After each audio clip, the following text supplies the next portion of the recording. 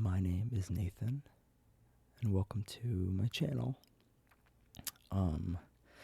This is my very first video I've ever done on here. I'm really excited, so thank you for joining me. I hope that this is relaxing, whether this is helping you sleep or just chill out, relax, whatever. I hope that I'm able to make that more successful. But yeah, I'm excited for the very first video here on my channel. Thank you so much for watching, and giving this video a chance. Yeah, I'm excited to do some stuff in the future. I thought for our first video, I would read you guys a little something.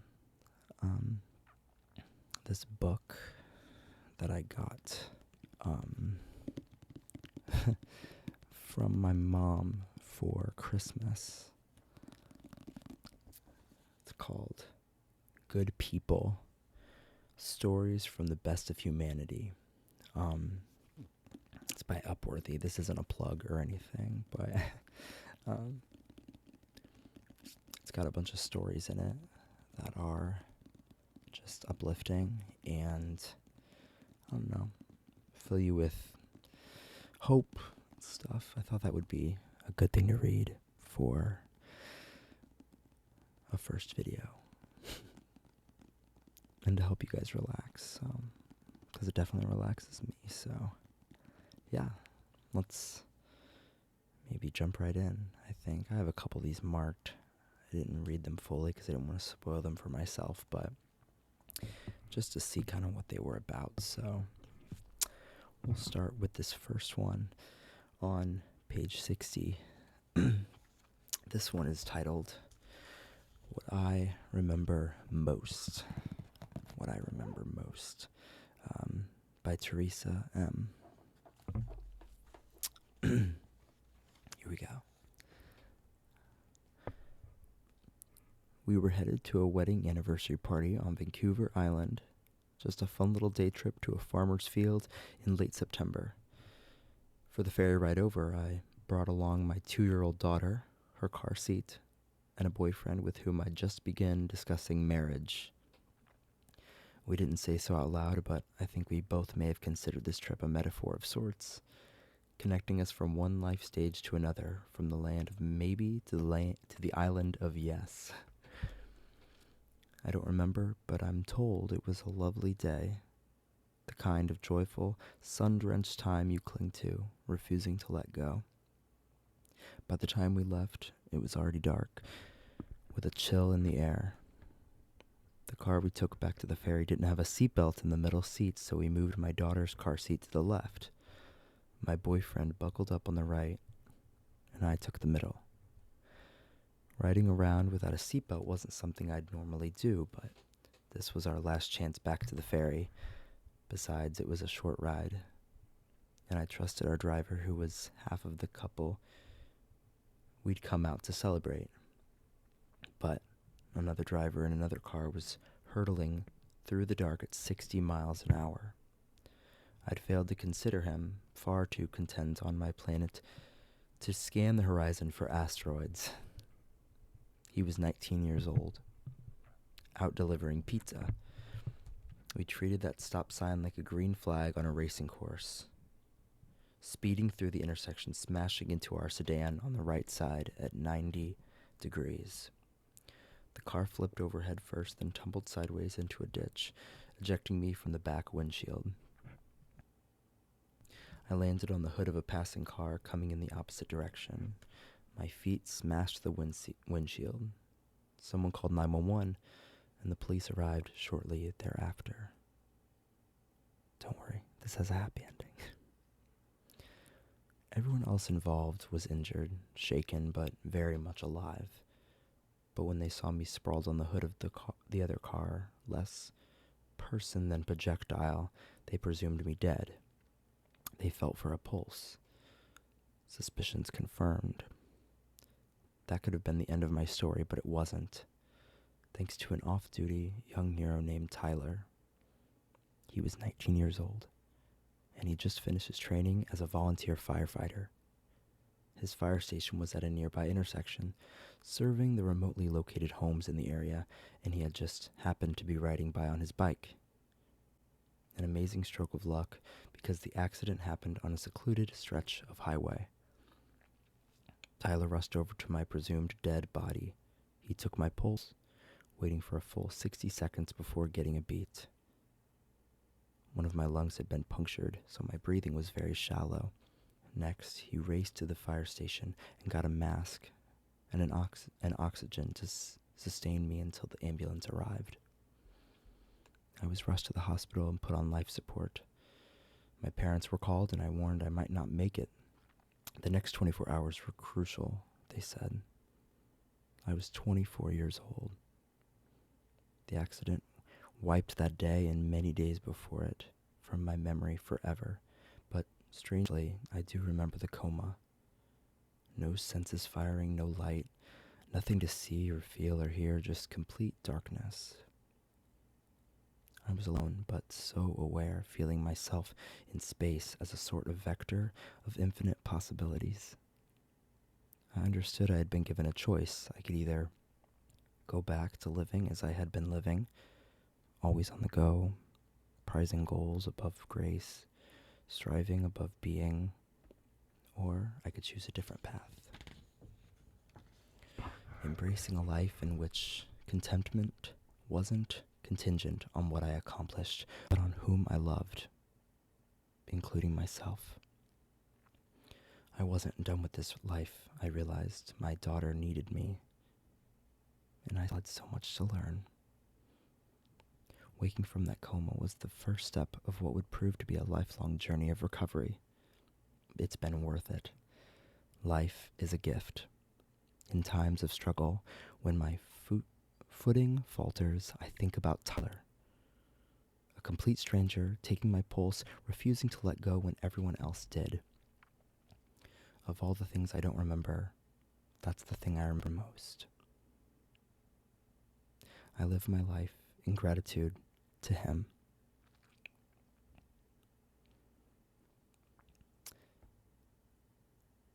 That was a sweet story. Life truly is very special. It's good to always find ways to appreciate it. Okay. For my next one here, we're going to be doing this one titled Opening Story by Belinda M. Mrs. Lester was my 4th grade teacher when I was 9 years old. She had a touch of genius in her for sure. I always thought that if she lived in another time or place, she would have become a famous writer on Broadway. She once wrote a completely original musical about an aardvark and an army of ants, and another about King Arthur and his band of knights. One day I recall her climbing out of our classroom window with an invisible number line in her hand to demonstrate to us the concept of infinity. "Think farther than this classroom," she called out to us from the lawn. "Think farther than this school." She burst with creativity. That woman, and it lit some sort of fire in me. Mrs. Lester didn't live in a big, glittering city. She lived in the same place I did. A tiny village in a country on the tip of Africa. I'm so grateful we found ourselves in each other's worlds, because at the end of each day, once we'd finished our sums and spelling, once we'd started to get a bit tired, she'd set us down on a mat at the foot of her striped green armchair and read us a story. What I remember most is our rapt silence. Nobody acted out or became distracted because she read with such intensity. We hung on every word. My favorite book she chose was Charlotte's Web. Through Mrs. Lester, the characters came alive, leaping from the pages to snort and cluck and dance and, of course, write glistening messages in spider silk. I fell in love with the power of stories then and there. from their ability to transport us to other worlds and to make us think, feel, even redirect our lives. But, of course, more than the story pulled me in, it was also Mrs. Lester's compelling performance. Today, I'm a writer. It's possible I'd have chosen this path without Charlotte's inspiring messages, but without Mrs. Lester, not a chance. That's a sweet story. I like that one. Teachers do so much for our lives. So do stories. That's why I like this book.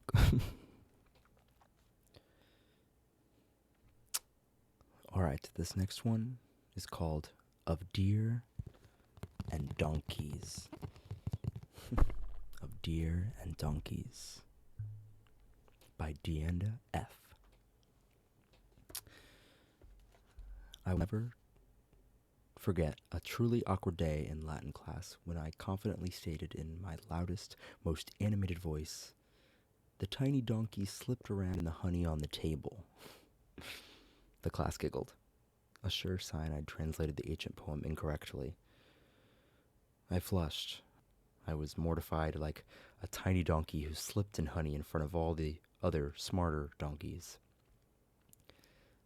I stared at the floor, unable to face the inimitable Dr. Stritford, a teacher we all respected and admired. I had already felt at my league as an older student transferring into a new program. I lacked foreign language credits, and due to my late registration, all that remained open was Latin. So, there I was with my bright red face, surrounded by snickering classmates who all knew the correct translation was much less comical than what I had proposed. Here's a cute little donkey picture. So cute. Slipping on the honey, the spilled honey.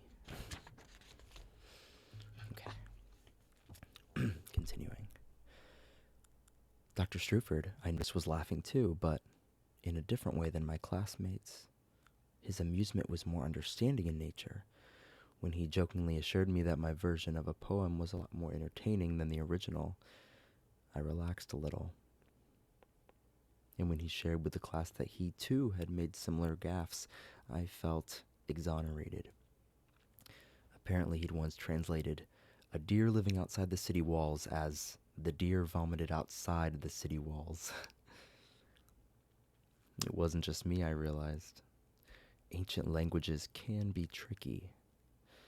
And Dr. Struford wanted us to know that these things happen and that this was a safe place. Dr. Struford made such a lasting impact on me that I followed in his footsteps and became an ancient world humanities teacher. Now, if a student makes an error in front of their peers, which invariably happens, I share the tale of Dr. Struford and the donkey. Mistakes, I reassure them, are nothing to be ashamed of. Mistakes are how we learn. Mistakes are what help us grow. Another good teacher story, but there's really a lot to take from that. All of us make mistakes. You and me, Dr. Struford, and what was her name? Deanda F. and her donkey. All right. I'm going to do one more for you here. For my final one. From our little book for now. I'm going to read this one called Ray of Sunshine by Eric L. Here we go. My freshman year of college didn't go quite as planned. I was reeling from my first big heartbreak, still processing the somewhat recent death of my father and adjusting to college life. I was living in a new town with all new friends who were more acquaintances than anything else. I didn't like the idea of opening up to people I didn't really know with all these feelings. One particularly bad day, I cut out of class early to sit outside and get some fresh air. I was deep in thought, head leaned into one hand, staring at the table where I was sitting, when I heard a kind voice say, "You look like you could use a friend." I jerked my head up, and there she was, Holly. Smiling out from under a crop of flaming red hair, she looked like a ray of sunshine in overalls and a bright yellow shirt. Holly's sincere kindness truly helped brighten my mood. As we talked, she sat with me, and I realized just how long it had been since I've had a conversation with another person who genuinely seemed to care about why I was having a bad day. She was right. I did need a friend, more than I even realized. Just having another person offer me a space where I could share my troubles was an immense gift. Such a small moment in time, such a small act of kindness. 20 years later, we're still going strong.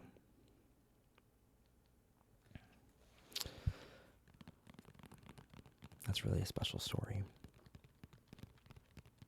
Having a friend can really change people's lives, you know. It doesn't take much to be kind, and it can really make a huge difference in someone's life just to care about them, to listen to them, to hear them. I know some of the people I care about the most in my life are some of my best friends, you know, and it's because they care. And, you know, when you find people that care about you, you have to make sure to hold them close to you, because I think that's one of the things that life's really about, you know, friends that we hold close to us, that matter to us and that care about us. Find the people that care about you. So that's the last story I'm going to read you from my little book here, Good People. Really some inspiring stories in there, just about life and love and acceptance in the hardships, because there's always something to get out of every experience. So maybe sometime I'll read some more stories out of this book, because that was nice. But I hope you enjoyed, and I hope you found it relaxing, maybe inspiring, maybe uplifting, maybe something positive, because I definitely did. Again, I want to appreciate you for watching this video and taking the time to come relax with me and let me talk your ear off for a little bit. If you enjoyed this, please let me know. I'd love to hear your feedback on things I can do better, some ideas of future content you guys want to see, or just anything you may want to say. But yeah, I want to thank you guys so much for joining me tonight. I hope you have a good rest of your day or night, and I'll see you guys in the next video.